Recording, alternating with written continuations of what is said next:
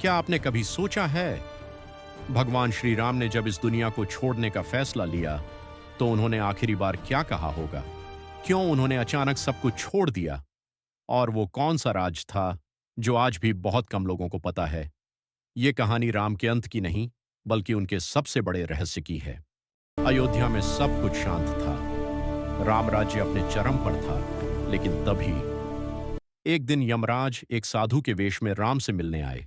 उन्होंने कहा, मुझे आपसे अकेले में बात करनी है, और जो भी इस बातचीत को बीच में रोकेगा उसकी मृत्यु निश्चित है। राम मान गए और लक्ष्मण को द्वार पर पहरा देने को कहा।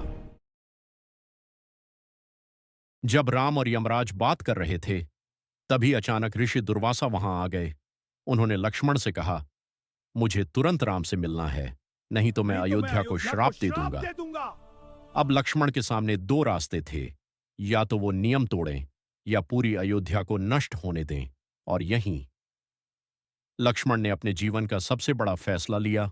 उन्होंने दरवाजा खोला और राम की प्रतिज्ञा तोड़ दी। भैया मुझे क्षमा करना।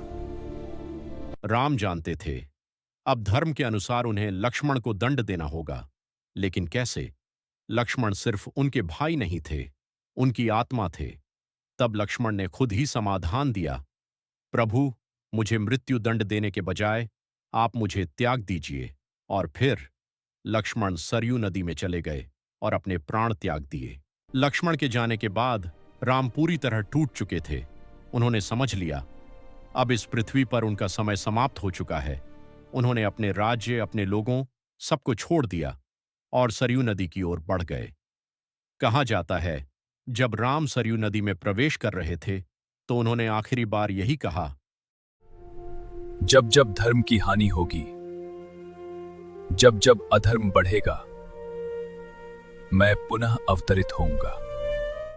और उसी क्षण राम इस संसार से नहीं गए। वो हर उस इंसान में बस गए जो सच्चाई और धर्म के लिए खड़ा होता है। राम कहीं गए नहीं हैं, वो आज भी जिंदा हैं। बस हमें उन्हें अपने अंदर जगाना है।